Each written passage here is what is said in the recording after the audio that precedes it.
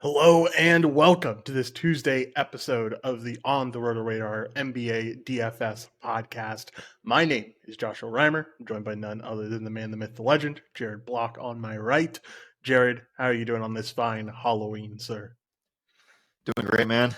With Halloween, at least in Milwaukee, Wisconsin, comes with snow. So we woke up to snow Nice. this That's morning. cool. Seems to happen, honestly, more times than it doesn't, at least in the last Huh. 10 years. So, yeah, had snow on the ground and leaves on the ground at the same time, which is wonderful for me. Wow. Yeah, that's pretty insane to have snow this early. I know my girlfriend's up in Maine doing some singing gigs up there. She said that they might have snow today. I didn't get the chance to ask her yet today if they actually did, but not snowing, definitely cold, which is a lot nicer than the 80s that we were in last week. Any special Yeah, Halloween plans, Jared, except for sports? we had our Halloween friend get together thing on Saturday. So did that, did Nice. the deal there. Had trick or treat on Sunday because that's what Oh, neighborhood does around here. So nothing tonight except for basketball, which nothing. is cool. Yeah. Wow. Yeah, definitely going to be a fun time. Definitely a fun slate to watch, or should be a fun slate to watch. We'll talk about some breaking news that came out last night that we'll have to cover on this slate. And yeah, it should be a good time. So without further ado, Jared, you ready to get into it? I am. I am ready, and I am hoping that we don't have the barrage of news post lock that we had yesterday. Yeah, man. I can we talk it. We have three games on the slate. We should be able to get through this one easily in under an hour. Knock on wood, because you never know with us. But Yeah. um, it yesterday gave you a small taste, I feel like, of what this NBA season is going to be. Because I was telling Jared as we got through the shit show that was last night, and was just saying, if you think this is bad, this is prime December NBA, and this isn't even the worst of it. This is just the beginning. Yeah, I mean, we didn't even yeah, thankfully we had a bunch of news clarifying the 8 p.m. slate that ended up coming to us right before lock, but some stuff broke after, and relatively clean game at the late night hammer. So I think that we'll have worse things, and can we? I guess we have time on the show. They're on this slate. James Harden to the Clippers, man. Let's talk about it I just know. before we get into that game really quickly. Yeah, it's insane. I think that honestly, he didn't want to be in Philly, so I guess you can't really say that they got robbed, but it doesn't even feel like they got remotely what they should get in return for a player of James Harden caliber. I worry a little bit, like in a basketball sense, that it's a lot of guys that like to play ISO ball, right? You think about what Russell Westbrook does, it's kind of ISO ball. James Harden, ISO ball. Kawhi's at his best when he gets to play ISO ball. So I feel like a little bit of repetitiveness is in that system right now, and that might hurt them at the end of the year. But it should be fun to see exactly what happens with the team. And I mean, it's definitely star studded. I mean, 1 through 5 of that starting lineup is monsters, and they're going to be a problem come playoff time. I mean, let's hope that they get there. I am always pessimistic about Clippers stuff, and I'm always pessimistic about Harden stuff. But let's see how it goes. We'll talk about that game more from a DFS perspective because that is the ultimate. Thankfully, like the reason the NBA put in that rest rule for stars is because of that Clippers team this year. Yeah, definitely for sure. All right. First, we get to start off with a pretty boring matchup in the opening window. Only one game at 7:30 p.m., Jared, and it's this Knicks versus Cavaliers game.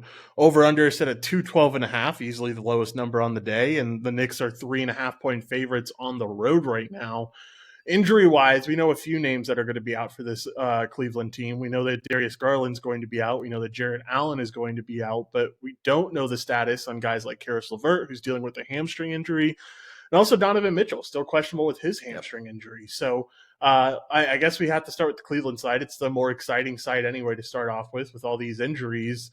How do we handle this? Luckily, we'll know before lock, but let's play some hypothetical games. If Mitchell and LeVert are going to be out in this one, is Evan Mobley a must here? I think just due to the nature of the slate, you're kind of forced into playing some Cavaliers, and I think that more than one is probably the acceptable answer. We'll see how the news shakes out. Thankfully, we get all of the news before anything happens for this slate today, and this is a weird one where uniquely in all three games, there isn't necessarily one game that you can kind of skip over from an injury perspective because of the James Harden stuff. It's going to force some Clippers to not be able to play tonight. So every single game has its own interesting set of things going on.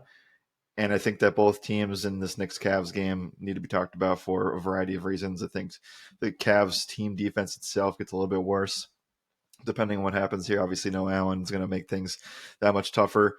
If this game was on a larger slate and we didn't have a Donovan Mitchell injury, I don't think we'd be talking that much about it. But since it is the first game on the slate with two guys that are up in the air for some of the more impressive performances lately, I wouldn't have pegged Karis LeVert to be an absolute stud over the last week and a half, but he's coming out and showing that he is. So you need to take that into account today. And I think that given the timing and the and everything else surrounding this, I could easily see one of these guys between Mitchell and LeVert sit. So to answer your question, I don't really think you have much of a choice in cash. I think you just go Mobley. And I have been pessimistic again about his performances and what happens when he has to take more of an offensive role, and he proved me wrong the other day. Really showed out. So I'm starting to be a little bit more of a believer, but we still have to remember it's a tough matchup. Yeah, it definitely is a tough matchup. I guess I just get into the problem of if you have Mitchell sit and you have Karis LeVert sit, who runs this Yeah, offense at that you don't point? have a Because I choice, mean, you really. don't. Well, I mean, you don't have a point guard at that point, right? Like you have some guys at the bottom of the depth chart, like Sam Merrill and Craig Porter. But like, are those the guys that you're really trusting to run this offense? I'm not sure, and I don't even know who they would trust to run this offense because Strus isn't necessarily a playmaker. I guess they would kind of be forced into one of these really cheap point guards. I would guess probably be Sam Merrill since he got some time playing in the last game with all these other injuries, with Donovan Mitchell being out and Karis LeVert taking over. But injury woes hitting Cleveland really early this year, and that's somewhat disappointing, but also helps us get a little bit of value on this slate. So I will say, if Mitchell and Karis LeVert are both going to be out, you're right. Evan Mobley's a must. I think Max Strus is a must. I think Yep. then you got to get some value. I think you got to get a guy like Sam Merrill. I think even a guy like Isaac Okoro, which is a crazy thing to say because it's something that we would have never said on another podcast, but we've seen some scoring prowess from him this year and feels like a spot where you're just going to have to get some exposure there. Yeah, before we move on, I just want to clarify that Devin Booker's out today officially. So Okay, good to just know. got that We'll get news to now. that one. That'll be the next game. It'll be good to go over that and everything with that game. That one's a fun one. I'm excited for that It's game. a great Beal's one. already out in So that one too, right? yes, correct. Yeah. So Here's that's some gonna be fun. hypotheticals. I have a few hypotheticals here, I guess, since we're at the mercy of this news right now. A 3.5 point spread does say one of these guys plays, and I really I know that Cleveland doesn't really have that much of a choice when it's all said and done, but like you can't roll out a lineup that doesn't have a guard that can create, and maybe that is Struce. I don't know, but I don't think that they.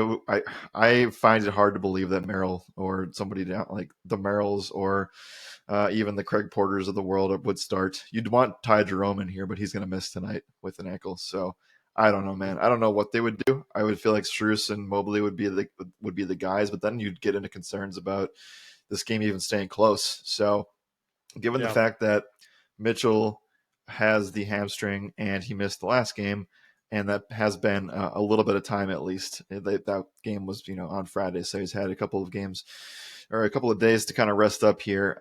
I think that he is the more likely one to go, whereas LeVert, seeing as that hamstring report popped up today, might be the guy that isn't good enough to go. And when has Donovan Mitchell ever passed up a spot to play the New York Knicks? I think that's the big Yeah. thing here. So I think that regardless of what happens with LeVert, Mitchell potentially has the highest ceiling on the slate.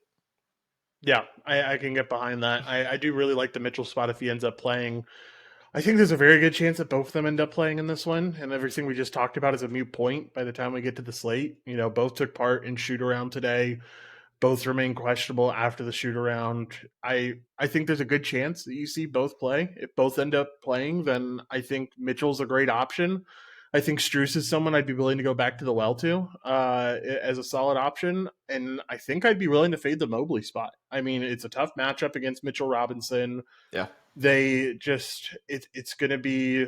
I feel like it's a spot that he won't perform well in, and you kind of already mentioned it. He has been underperforming in spots this season where he's not getting a huge boost like the last game where he was at without Donovan Mitchell. He had to score as had much to. as he did Yeah. to keep that game competitive. So if Mitchell's in there and he doesn't have to score, I worry how much that production is going to fall off.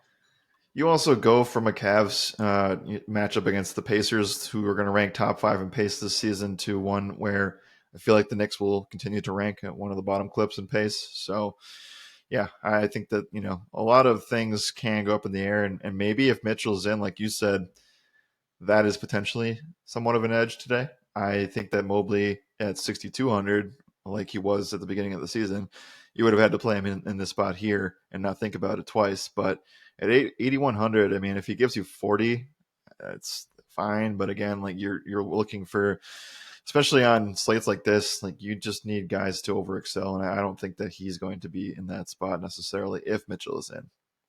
Don't you also have to be really conscious about how much money you're using in this game? Because remember, it's a 213 and a Yeah, half total, exactly. and you shouldn't be using almost 1900, almost a third of your salary on two guys just because of some injury situations when there's injury situations almost on every team today. So, um, yeah, you just have to be conscious about how you're using your money in this game. Use it the correct way because, there's a couple of bangers at the late night and you don't want to be left in the dust once the night's over after those two 10 p.m. games. Let's move to the other side. Let's talk about New York. Relatively injury free here. I mean, I say relatively, completely injury free here. But we've kind of hyped up this Cleveland team as being a tough defense. They haven't been that tough. It's not been it hasn't been exactly what we expected. So, what are you expecting from this New York team? And is there anyone DFS viable with there being no injuries here to talk about? Yeah, I mean, well, it makes a lot of sense that they're not because they don't have Jared Allen playing right now. So, makes sense on that front. In terms of what I would like from the Cavs or from the Knicks, I think that there's a couple ways you can lean with this. We'll talk about the Julius Randle rebound taco. I think that that's still viable and active for a few more minutes when we get to the pick'em stuff. I think that the piece that I would like to talk about that might be a piece that we could chat about in tournaments would be Jalen Brunson. Not necessarily the hottest start to the season, but obviously we know you want to try to find and the Knicks starters are going to play heavy minutes, and that could be one of the more consistent things on this slate. I don't know. I'm expecting a huge performance from Brunson coming soon, and if these guards if they have no depth, if Mitchell plays on a hamstring, I'd be willing to go to Brunson. I guess it's kind of just Brunson, Randall, and then what you kind of feel out about Mitchell Robinson. Personally, I'm probably off the Robinson spot, but he has put up some pretty big numbers in some big time spots. Yeah, he definitely has. He's done well in this matchup too. I wouldn't mind going to Mitchell Robinson. I don't think it's a bad spot necessarily. Um, I don't think it's a great spot either. I don't think it's something that you necessarily need to lock down with your center position, especially once we get to the Nurkic spot. We can talk a little bit more about how center plays out today. But yeah, I think I'm not really interested in much here. Like I think I'd be fine, especially if Cleveland ends up sitting Mitchell. I think Jalen Brunson could be a guy you go to. I think RJ could be a guy you end up going to. RJ probably the preferred option. You're just left without a good defender at some point. Yeah. Like I don't really respect Struess as like an elite defender. I think Okoro is now like the only guy in the lineup that truly defends at a high level. And RJ should be able to take advantage of Okoro being on Brunson for most of the game. So wouldn't mind the RJ spot. I think the Julius spot is purely just for the taco reasonings and stuff. But yeah, I think RJ is the only guy I could get behind, and that's about it. There are 6 teams on the slate, and 2 of them have basically 0 injuries, and one of them being the Knicks. So Yeah. again, like it's fine if you want to run some guys in tournaments. I do think that one of Randall or Brunson could have a really strong game here. Uh, but again, that's kind of just purely like where we wouldn't be talking about any other situations than today.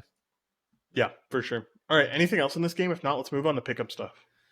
Pick'em stuff. Let's at least touch on the Randall Taco situation. It was original line at 9. He's hit rebounds in every single game so far this year, and it was discounted to 7.5. So I don't have any issues with it. I think it's a really strong grade, and you got to take advantage of those when you get them. So that was my 2 cents there.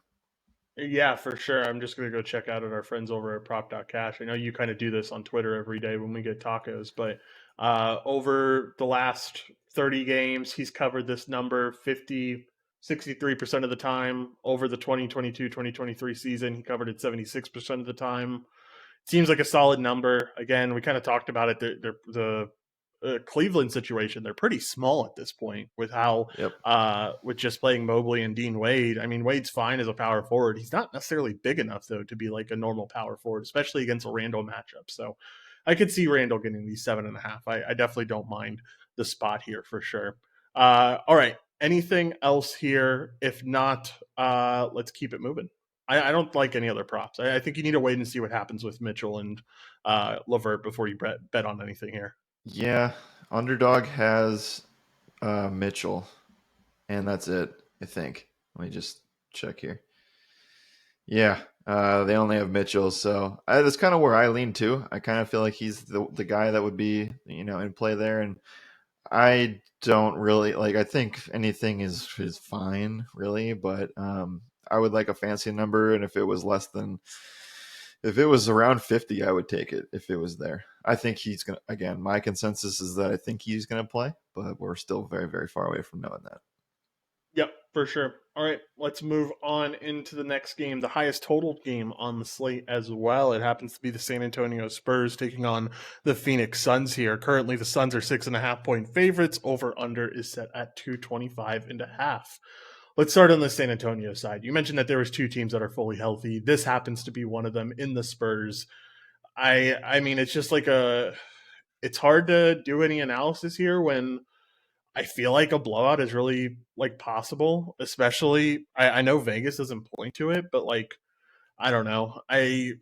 I could see this defense has been very, very good for Phoenix. And on the other side, the defense has been very, very bad for San Antonio. So Yeah. maybe things improve, maybe things get worse for the Suns. But at the end of the day, I think if the Phoenix defense holds up like they have been at the beginning of the season, it's going to be pretty hard for any of these guys to hit their value with everyone healthy. Yeah, I actually misspoke. There are 3 teams that are completely healthy, and they all happen to There you be go. on the road in New York, San Antonio, Orlando. So yeah, San Antonio doesn't have. I think we're gonna really see. I think I know that Wemby is the game plan to get the defense improved. We're just not going to see that this year. And, maybe we see small steps or inklings of that being a thing moving forward. But I think that as of this point, it's pretty clear that opposing offenses are going to absolutely be able to torch them. And this is kind of where like the read between the lines here with some of where Vegas is projecting, because we saw a little bit of a different situation. But remember the Celtics were like 8 point favorites against the Wizards last night, and they won by 30, or ended up coming back, but they were down by 40 at one point. So not saying it can't happen here. I don't know if we should be, I would side with the fact that Phoenix puts things together, and I think they'll be able to take care of them pretty handily. I don't know. I'm not really going out of my way to roster any Spurs in this game. I just think you need to focus on teams that don't have much depth. And so without that news, or with the news that they don't have anybody to talk about here necessarily, you're kind of just taking stabs. This is kind of where things come into play with bigger sample sizes. You saw Jeremy Sohan and Trey Jones, after being really solid the first 2 games, both really disappoint. You saw Victor Wembanyama all over the place, so I feel like that's a little bit untrustworthy at this point. And even Keldon Johnson, like, I know that the Clippers game did not go their way, but that's going to happen at certain points of the year when everybody fails values. So there's a lot to say. And I don't think that anybody can come in and say that the Spurs have any sort of consistency whatsoever. So that's probably where I'll stay off on that. Yeah, I'm kind of just fine staying away from the Spurs team and kind of just watching and continuing to look at how they're approaching things and look how they're approaching the offense and stuff. And there's really no reason to take a part in this team today when it's all said and done. They're also not underpriced anymore either. Yeah, they're all very appropriately priced. It's hard to get to anyone that you really like. Um, I don't think today's Webanyama day. I think we're still waiting on that. I mean, he kind of had it against Houston, but I think we're still waiting on that big breakout game. Phoenix isn't going to be it though. I think Nurkic is too strong on the interior to really Right. affect him all that much. Right. All right, let's talk about the other side. Let's talk about the Phoenix Suns. Like you mentioned, Devin Booker is going to be out for this game. Also going to be out for this game is Bradley Beal and Damian Lee. It's been the Kevin Durant show. We've been rostering him pretty consistently. Showed up a little bit short when it came to the Utah Jazz game, but that was purely because of the blowout. We saw him Yep. really show up in the Lakers game, but only got 53 points on 39 points of scoring. Is that enough for you to feel good about this spot? On a 3-game slate, I feel like he is as in play as others. I would still side with Donovan Mitchell probably if he was going to play today. I think that Durant will be tasked to score 30 to 35 points in order for his team to win. But I also think that, I think that he would need 60 to really differentiate in lineups today. I am perfectly fine with the fade in tournaments on a guy that I expect to be a little bit more chalky than Oh, he should than probably be 80% owned today. yeah. And I'm kind of fine with staying away from it if I get the chance to today. Like I think three game slates, like it's all about having that unique take that can differentiate yourself from the field. And if we expect Durant to be that owned, then I think I'd be fine with saying like that's a defining take that I'd be willing to stay away from. And I'd rather just attack some of these other guys. I think Jordan Goodwin's a good option today, as with a team without this point guard position. He's continued to Yeah. be a consistent contributor to this team. I really like Nurkic here. Even with Victor Wembanyama added to the team, they've still been one of the worst teams in the NBA when it comes to defending the center position right now. So I think Nurk is a good option. I think Goodwin's a good option. I think you can continue to go to guys like Okogie. I think Eric Gordon's a solid option. Like I really like the value of this team more than anything else.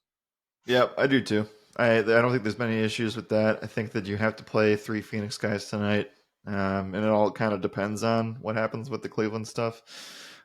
So yeah, I think that that's perfectly fine, and I like the Nurk spot too. I think he's one of the stronger center plays on the slate, and he could be just the overall best center play on the slate when all said and done. Yeah, definitely could end up being in that situation. All right. Anything else from the DFS side? If not, let's talk about pick'em stuff.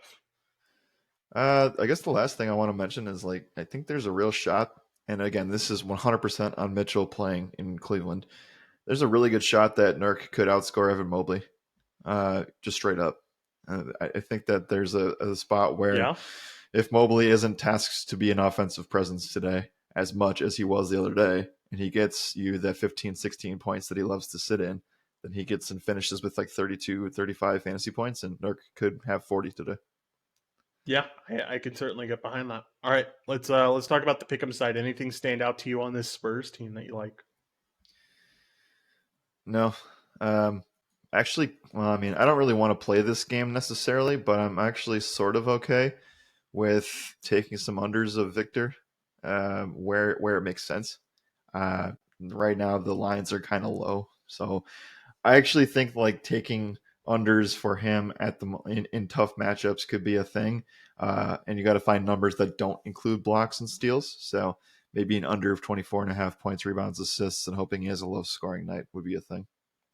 Yeah, for sure. All right, let's talk about this other side, or let's talk about the other side on the pick'em side of things. Anything for the Suns that you like? For me, I don't really see anything that stands off the page. To be honest with you, I mean, I kind of want some Goodwin lines. Like he's been such a consistent piece in the offense that, or they don't even have Goodwin lines up. They They have do over Suns here. lines up. Okay, what do we got for Goodwin? I'm specifically looking for like a PRA. Yep, underdog has an 18.5 PRA. Really like that. I think it's too low. I also wouldn't mind just taking a chance on Gordon, continue to being a shot taker, like 16 and a half points. I take the over on that. Don't take the over on like PRA or points and assists for him because he doesn't pass a lot when he gets the ball. He's a shooter. So um, I wouldn't mind taking the Gordon stuff. And you could also take some Nurk stuff too. Like I don't mind taking some Nurkic props and saying PRA wise or just points and rebounds wise, he does pretty well here. Yeah, certainly could get behind the Nurk stuff. KD has a Slim Reaper underdog boost. It's 39.5 points plus rebounds gets the X there, or it gets the What is boost. that even So discounted? no, it's not. But it's Oh, you like the get the boost. 25x opportunity. Yeah. Gotcha. Okay. Yeah, that makes sense. I was about to say that doesn't sound like a discount at all. I don't Well, know if there is a you need discount over on that. 30 points. That's the starter. You might need more, man. It's not like he's been like a consistent force when rebounding this year. Like Nurkic has kind of taken over that role for him. I mean, he had 11 in back-to-back games against the Lakers and the Warriors, but just 4 against Utah. I guess that's a little bit contributed to blowout situations as well. But um, I just don't know if you get. I don't know if you can expect 10 plus rebounds from Durant every night. So And I agree with you. They right now underdog has that line set at 8, which I think is pretty accurate. yeah, 31.5 points. Those things make sense. What I think the last thing we should break down on this game is the fact that like Durant's one of the most skilled scorers in the last 20 years, and Wembanyama has played in the league for 3 games. Uh, and those games we've seen him get in foul trouble almost every single time. There's a real world where Wemby doesn't play more than 20 minutes because of that. Like why doesn't Phoenix without Booker or Beal just force Kevin Durant ISO onto Victor and get in foul trouble? yeah, no, for sure. I can definitely get behind that. Yeah, I'm not sure that there's a whole lot. Like, I think if you are taking something like the Kevin Durant promo, you should probably be taking something on the other side because you need something to keep this game close for that 39.5 line to Or hit. you just go lower. Or you just go lower. Yeah, can you do that on those You boosted can. plays? You Oh, can. okay. See, Sometimes you can't, but this one you can. okay, there you go. I don't mind taking the lower and just hoping that, this game blows out like you think it might or like we think it might. Um, Yeah. Anything else here that you like? I'm kind of passing on everything else. Yeah, this line is a little fishy for me, honestly. For Suns minus 6.5, I'd be willing to take it. I would be willing to take it too. I think 6.5 feels pretty solid. I think that the Spurs are going to go through a lot of growing pains. Um, this isn't Phoenix home opener, right? No, the Utah Jazz game was. Never mind. Okay, Yeah, let's it's move just one of on. those things where like I don't know, man. I think that the Spurs, yeah, they won and they beat the Mavs, right? Or no, the Mavs beat them. They beat what, the Rockets. Yeah, I just think that this is going to be a spot where the Suns, who are coming off of a really strong win against the Jazz, and a really tough loss against that Lakers team that they played really hard Thursday. Like, I just feel like even without Booker and Beal, that they still have, they should be able to beat this team by 20 points.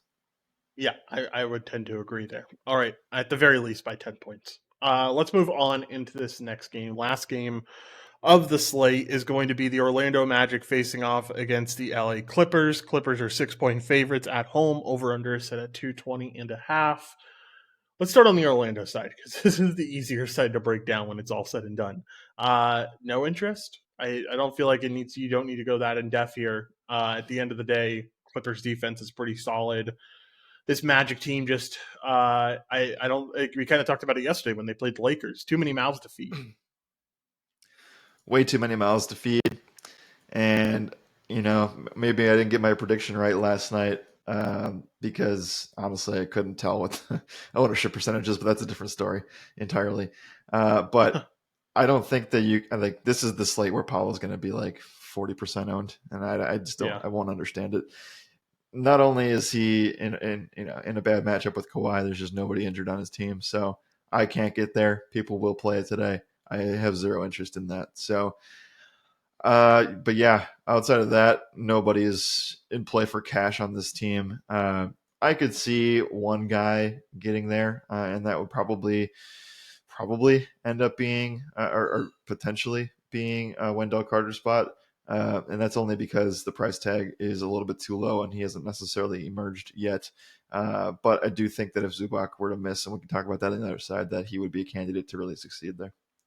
Yeah, for sure. I could definitely get behind the Wendell Carter spot because if it's not Zubac, it's going to be Wagner or Plumlee, and I think everything goes downhill from there. So I definitely don't mind getting some Wendell Carter exposure when we find out that Zubac news, but it's going to be a whole wait and see game. There definitely could be pivots tonight.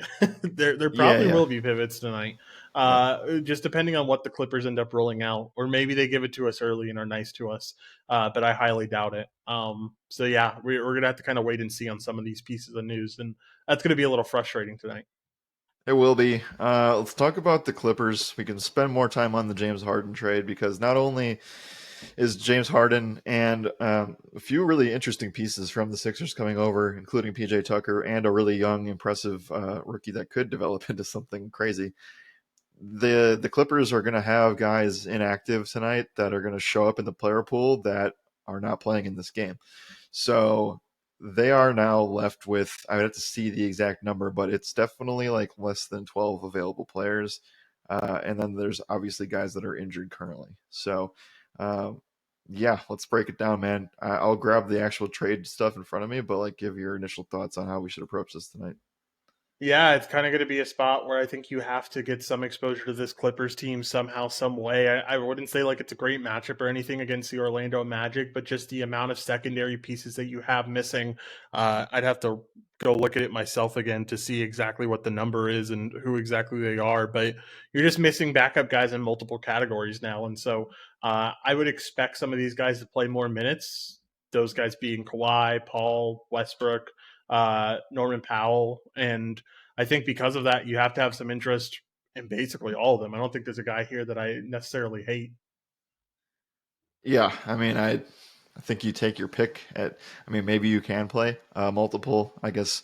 What are we going to call the Clippers now that they have four? Do they have four superstars, or do they have two superstars and two former superstars? Like, how does this They work have here? three superstars and one former superstar, at All least in right, my opinion. all I right. don't I think you think can call. Russ Are getting you the calling Paul slander is. George? I think you're calling Paul George a former superstar. Like he's what? Well, I thought How people old were is he? saying like they're leaving Russ out of this. Yeah, well, I'm definitely leaving Russ out of it. I think he's just like a complimentary piece now, but Okay, and that also just goes to my Russ hate at this moment. But like Paul George is not a former superstar yet. He still has it. sure. I agree with that. I'm just saying, like, I think people are a little. I don't know. I think people are a little quick to see like Russ on any other team is probably closer to superstar level. Yeah, I would tend to agree on any other team. I feel like he just kind of gets phased out here and ends Sure. up being. I mean, this is very similar to like what they had in the Thunder days. Like you Yeah, have that or Westbrook and it feels very Brooklyn Nets ish to me. it does feel very Brooklyn Nets-ish. You're 100% right.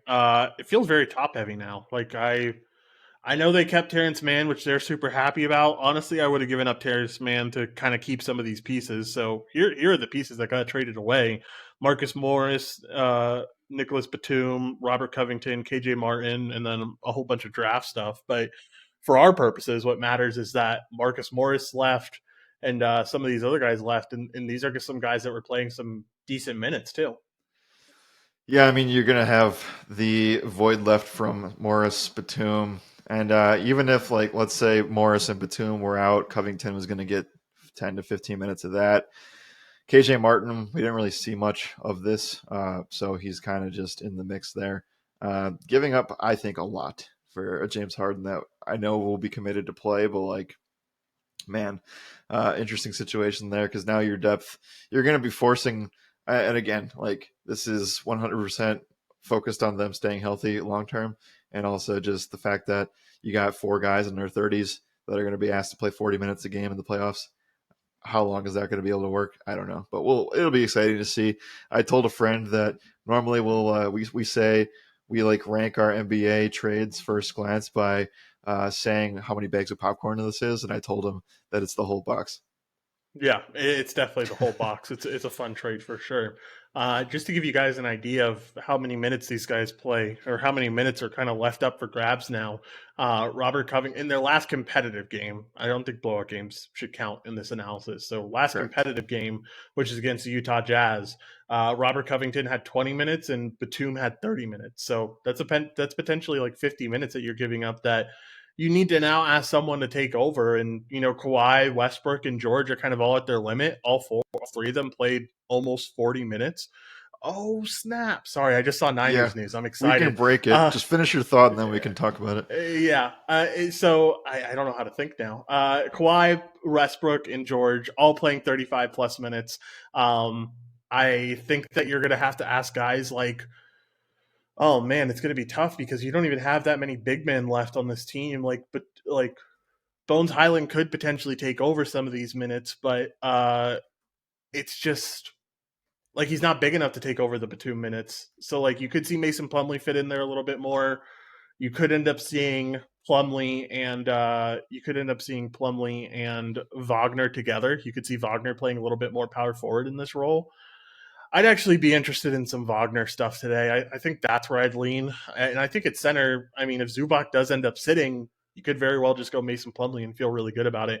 You could go Yeah. really cheap. I mean, at the end of the day, like we were talking about how much salary to allocate to where, it's possible if we got this Zubac news a little bit early, you could play Plumlee Wagner for two of your power forward and center spots. And that kind of opens things up to be able to get you to Mitchell and Durant if Mitchell ends up playing.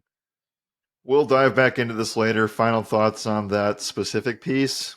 You really, and we'll get the news, right? But you need to be very decisive, and we'll probably be under the field on the Cleveland New York game in terms of how many players that we actually roster from it, depending on the news, because it does seem like, and we'll go into Clippers depth here in a second.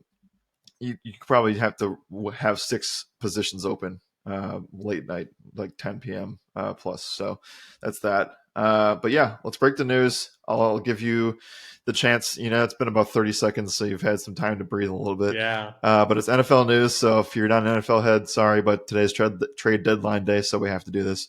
49ers get edge Chase Young from the Commanders, and then the Commanders get a third-round pick for a guy who was supposed to be the next Michael Strahan of sorts, and now you basically get to line him up wherever you want with Bosa and that interior. So Niners, I know 3-game skid, but you made the move to get you there, and the defense is going to be amazing once again. Yeah, I think if at the end of the day, I already see some people in the chat kind of shitting on the move. If there's anyone that's able to get someone's potential out of them on the D line, it's Chris Kurachek, our legendary D line coach. And I think the more weapons you add to this D line, the more it makes it easier for this team to play how they want to play, which is just kind of rush for and leave everyone else in coverage. And I'm excited, man. I think getting a big piece. It's not that Chase Young, it's not like Chase Young doesn't have the talent. We know he does. I feel like part of it had to be coaching. And so I'm excited. I'm thrilled. I wore the Niners sweatshirt just in case we got a report that they traded for someone. I don't know if the Niners are even done. I mean, this is our first year that we've had our first round pick in the past like 3 years. I wouldn't be shocked to see it traded for a secondary piece, but we'll see. Yeah, I do not. I don't know what is it. The deadline is it midnight or is it like one of those No, it's 4 afternoon things? p.m. Well, maybe we'll get 4 something p.m. else. Eastern. I wouldn't be. Yeah, I wouldn't be shocked if they got something else. Um, anyway, yeah, I just felt like we should bring that up on the show just because why not? yeah, So it's a yeah. smaller day. Might as well talk about it. I don't have any news because the Packers don't do trade deadline stuff. So, Yeah, that must be uh, fun. I mean, I don't know why you guys would this year, unless you were trading oh away yeah, pieces, but I'm exactly. sure you wouldn't be happy about that. No, yeah. I mean, I think that yeah, we're seeing some things in the Discord saying that the so Chase Young is a bust so far, huh? Because Yeah, I mean, we also saw Montez Sweat on the same Commanders line go to the Chicago Bears earlier this afternoon. So interesting decision, but I guess the money in Washington is needed to be spent elsewhere. yeah, I mean, I get it, but I think a lot of that's due to injury, and we've seen him play at a high level before. I mean, during his rookie season, he was playing at a high level, so I don't think that's just gone all of a sudden. I think that uh, not being the most important piece on a defensive line can mean a lot for a player. We've already seen what Randy Gregory's been able to do with the team, so I'm excited about it. Yeah, I mean, I think that you're making the necessary pieces to keep a contender alive. So, Yeah, for sure. All right, let's get off of this show. Any other final thoughts, Jared, for NBA? final thoughts for NBA. Kind of just goes back to my thing I just said before the NFL talk. I think that the necessary piece here is to watch what happens with Mitchell.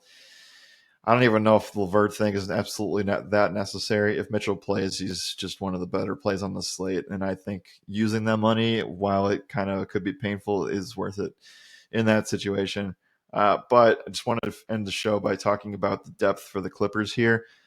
We do have a spot where, yes, they do have, I believe, 1, 2, 3, 4, 5, 6, 7, 8, 9, 10, 11, 13 guys that are on the depth chart right now. And that is including Harden, Tucker, and Petrusev, who is a former Gonzaga guy that is a part of the trade here from Serbia. So that's the guy I was referring to. That could be like a potential up and coming, really, really improving player. So I don't know. I think at on one hand, you have 13 guys on the roster. You will not see 3 of them suit up tonight, so you're down to 11. And we also have no Terrence Mann tonight or Brandon Boston tonight. So that takes you down to 9. And Norman Powell is also a game time decision with a foot injury. So that potentially leaves you with 8 to 9 players. Zubac also included in that. One of those guys could sit for the Clippers, meaning that's an 8-man rotation. Like, who cares if you're not playing Evan Mobley if the Clippers have 8 to 9 players playing?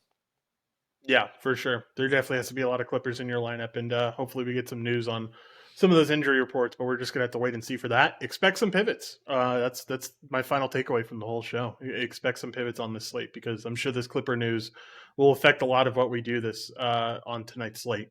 But Jared, let's get out of here. It's been a good show. Anything else you have to say? If not, we will end it there.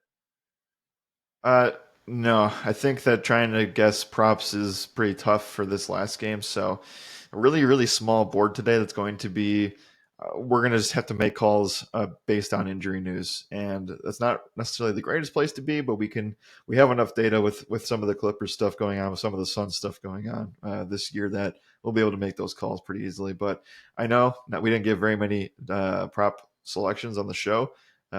It's probably for your benefit that you shouldn't be chasing some of that stuff anyway. Yeah, definitely. I wouldn't be shocked if this is the night we put out one slip for each package. It's a pretty rough night for slips, but we will see when it comes to that. Jared, let's get out of here. Thank you all for listening, and as always, my name is Joshua Riemer. Good night and good skill.